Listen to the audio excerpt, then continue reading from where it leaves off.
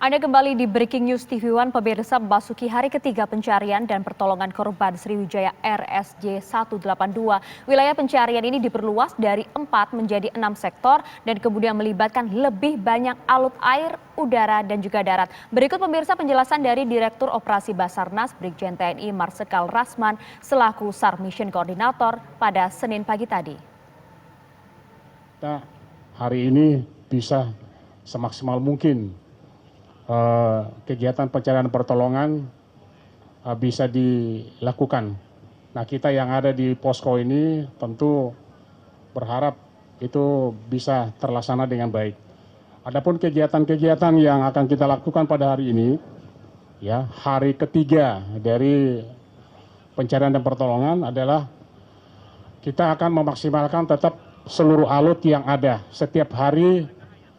Ya, hari kemarin saya menerima usulan atau pendaftaran dari berbagai macam unsur atau potensi yang ingin melibatkan diri di dalam pelaksanaan kegiatan ini. Seperti yang saya sampaikan tadi dalam upacara ulangi apel pagi, bahwa kita memberikan apresiasi terhadap antusias untuk bisa terlibat langsung di dalam kegiatan ini. Namun demikian tentu kami akan menyeleksi terhadap semua yang ingin terlibat karena kami menyesuaikan dengan kondisi di lapangan.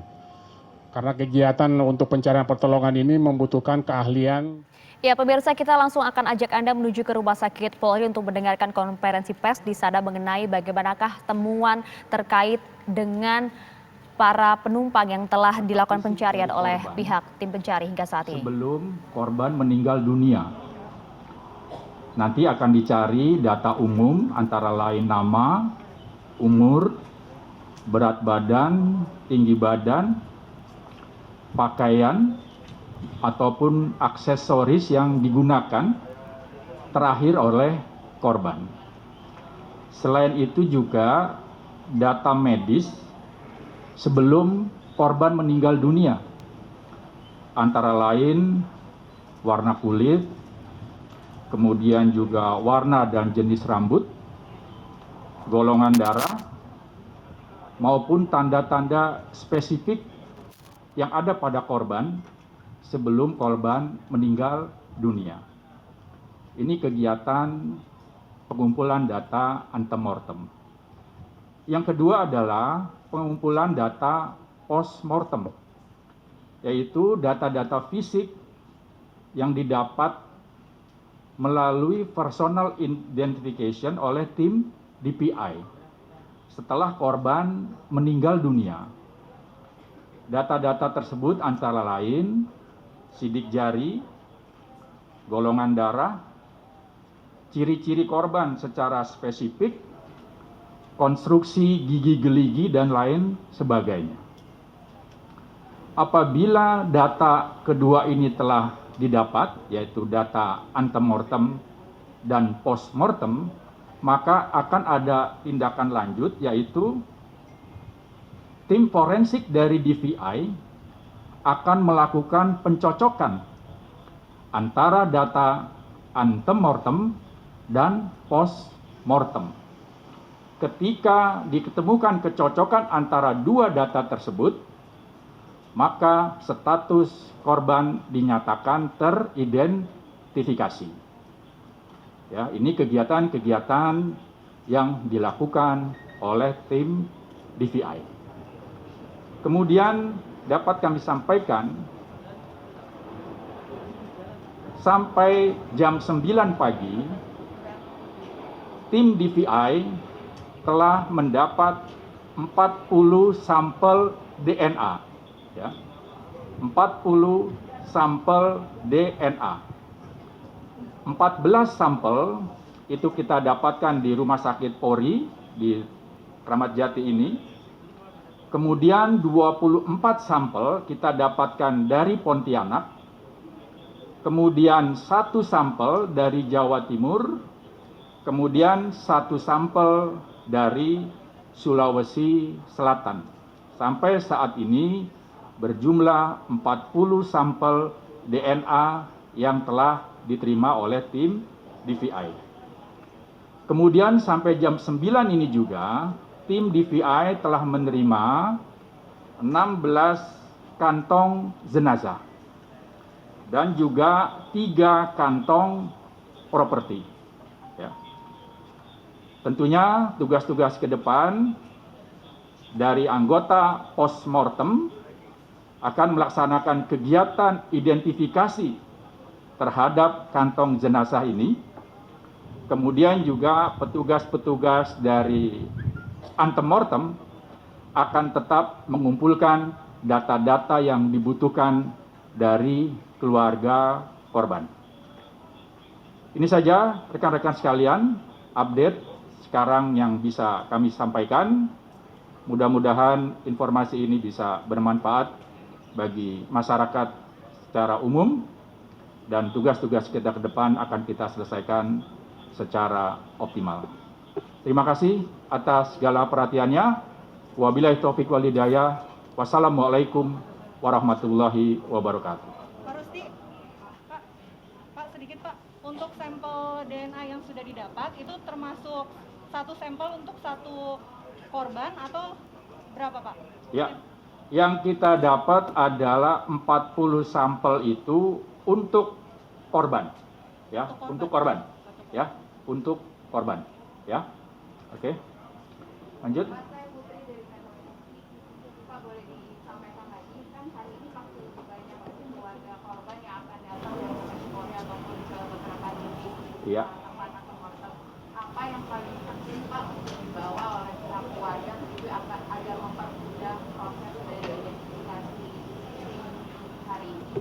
Yang kedua, nanti proses identifikasi hari ini akan dimulai langsung, akan butuh waktu berapa lama sih Pak dalam proses identifikasi? Baik, seperti saya jelaskan tadi, untuk data antemortem, ya, itu bisa didapat dari data-data umum dari korban, ya, seperti tadi umur, kemudian juga berat badan, tinggi badan, warna kulit. Hal-hal ini bisa menjadi bagian bagaimana nanti tim DVI untuk bekerja. Ada juga nanti rekam medis dari korban sebelum meninggal dunia, ya.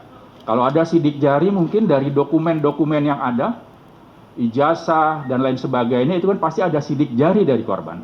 Itu akan digunakan nanti oleh tim, ya, untuk mencocokkan sidik jari yang ada pada antemortem dengan sidik jari yang ditemukan contohnya pada postmortem. Itu akan sangat membantu. Jadi dokumen apapun yang bisa menjelaskan korban sebelum meninggal dunia itu sangat bermanfaat bagi tim DVI. Seperti itu. Yang jelas kita bekerja secara profesional, semakin cepat proses identifikasi tentunya akan semakin baik dan juga akan semakin memperjelas daripada keluarga korban terhadap saudara-saudaranya yang tertimpa musibah. Pak Rusdi, terkait dengan posko antemortem ini kan ada yang di Pontianak dan ada juga yang di Jakarta ya. Bagaimana memastikan agar data yang disampaikan oleh keluarga tidak double? Jadi mungkin sudah didaftarkan di sana, kemudian ada keluarga perwakilan di sini mendaftarkan lagi di sini. Bagaimana mengcross-checknya agar tidak double? Kemudian yang kedua, tantangannya seperti apa sejauh ini? Ini kan hari pertama identifikasi. Apakah sudah ada tantangan yang diterima oleh tim DVI dan bagaimana cara mengatasinya? Baik. Data yang ada semua akan diverifikasi oleh tim, ya, sehingga diharapkan tidak ada data ganda. Ya. Sekali lagi, data yang ada semua akan diverifikasi oleh tim, sehingga dipastikan bahwa data yang ada dari tim DVI tidak data yang ganda, seperti itu. Kemudian untuk sekarang bekerja tim sampai saat ini mulai bekerja dan belum mendapat kesulitan apa-apa. Mudah-mudahan sampai akhir tugas pun tugas-tugas dapat dilaksanakan dengan baik. Cukup rekan-rekan sekalian? Untuk kerjasama dengan Dukcapil gimana Pak? Dukcapil? Ya, jelas kemarin saya katakan bahwa kegiatan-kegiatan tim DVI ini melibatkan pemangku-pemangku kepentingan lain. ada Polri, kemudian ada TNI, ada dari Kementerian Kesehatan, dan juga Kementerian Dalam Negeri, dalam hal ini Dinas Penduduk dan Catatan Sipil. Itu kita gunakan semua untuk memastikan kegiatan-kegiatan DVI merupakan kegiatan yang betul-betul dapat dipertanggungjawabkan. Baik, rekan-rekan sekalian, ini saja. Nanti kita update lagi pada pukul 17 ya. Informasi-informasi yang dilaksanakan tim DVI akan kita update kembali pada pukul 17. Terima kasih atas segala perhatiannya.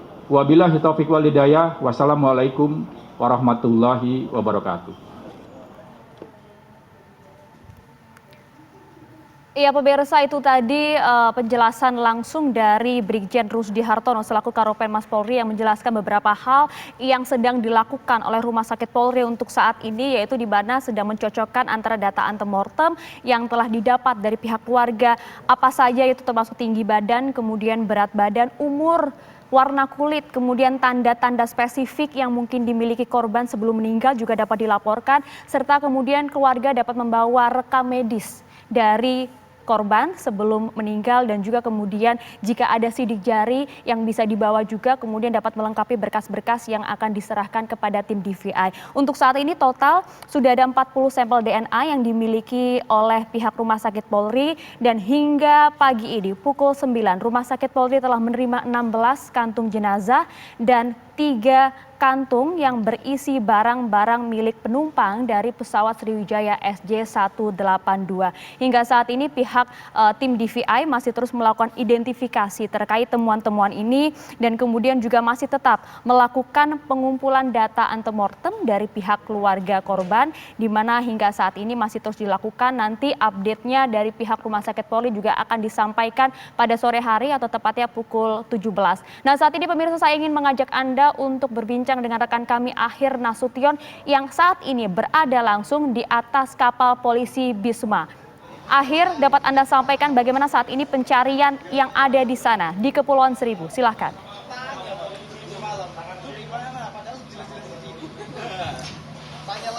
Iya Maria, setelah tim gabungan dari tim Polairut dan juga tim penyelam Polda Metro serta Brimob Polri tadi turun pada pukul 7 pagi tadi, sekitar pukul setengah 9 pagi ini ditemukan kembali beberapa bagian dari pesawat dan juga beberapa benda-benda yang diduga merupakan benda dari pesawat Sriwijaya Air SJ182.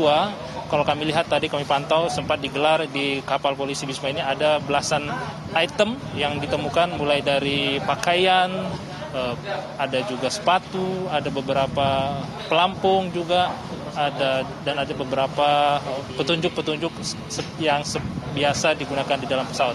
Selain itu juga tadi tim penyelam juga menemukan beberapa bagian tubuh yang diduga merupakan bagian dari penumpang SJ182 ini, dan langsung tadi dibawa ke kapal polisi Bisma ini untuk dilakukan pendataan, untuk selanjutnya dimasukkan ke dalam kotak jenazah dan akan dibawa ke terminal JICT, diserahkan ke Basarnas untuk dibawa ke tim DVI Rumah Sakit Polri untuk dilakukan identifikasi yang lebih lanjut. Untuk pencarian tadi dilaksanakan di titik yang masih sama di lokasi seperti yang hari kemarin dan di kedalaman 16 sampai 25 meter.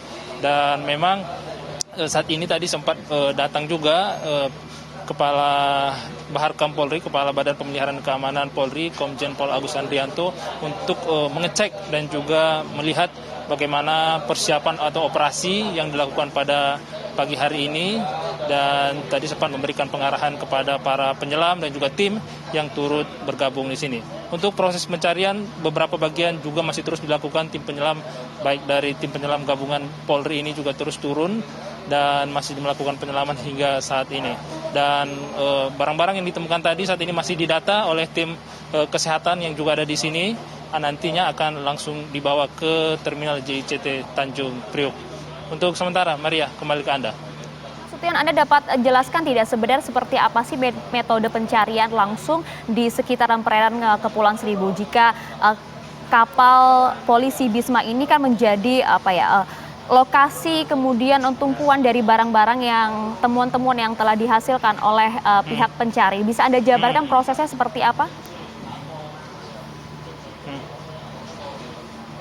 Ya, jadi pada pagi hari tadi tim penyelam gabungan ini melakukan persiapan di kapal polisi Bisma ini. Jadi kapal polisi Bisma ini merupakan posko dari tim gabungan Polri untuk tim penyelam dan juga tim penyisir. Tadi pagi sekitar pukul 7 mereka bersiap dan juga langsung ke titik lokasi yang sudah ditemukan seperti hari kemarin menggunakan rubber boat. Ada sekitar 4 rubber boat dan juga beberapa penyelam yang turun pada pagi hari tadi dan langsung menyelam sekitar pukul 8:30 langsung ditemukan. Penyelaman ini bergantian dilakukan karena memang untuk memastikan kesiapan juga dari petugas sekali 2 jam dilakukan pergantian shift, dan ketika tadi penyelaman dilakukan selama 1,5 jam, tim gabungan berhasil mendapatkan bagian-bagian dari pesawat dan juga bagian-bagian yang diduga merupakan pakaian dari penumpang di dalam pesawat Sriwijaya Air tadi. Dan sampai sekarang barang tersebut masih ada di bawah untuk didata dulu oleh petugas, nanti akan dimasukkan ke kotak jenazah untuk pada hari ini nanti dikirimkan ke dermaga JCT 2 Tanjung Priok, diserahkan ke Basarnas dan akan dibawa nanti ke tim DVI Mabes Polri untuk dilakukan Rumah Sakit Polri maksud kami untuk dilakukan pendataan. Begitu, Maria. Akhir, kapal polisi Bisma ini apakah juga kemudian menjadi salah satu kapal yang berfokus untuk mencari titik black box?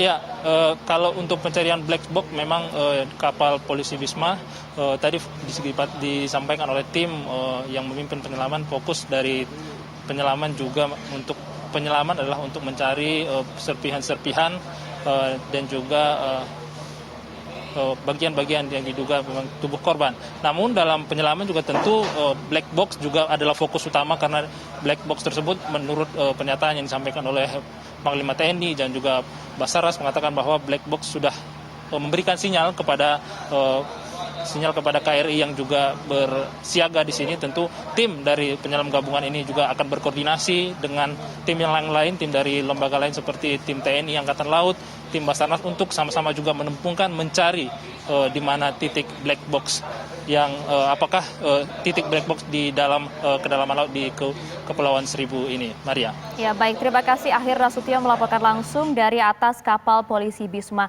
Ada kabar baik dari sana di mana pihak tim mencari gabungan telah menemukan lagi serpihan-serpihan pesawat, kemudian juga telah menemukan dan juga diangkut beberapa pakaian milik korban serta temuan mengenai bagian tubuh dari korban yang saat ini sedang dilakukan pendataan di atas kapal polisi Bisma. Breaking News TV One akan kembali sesaat lagi.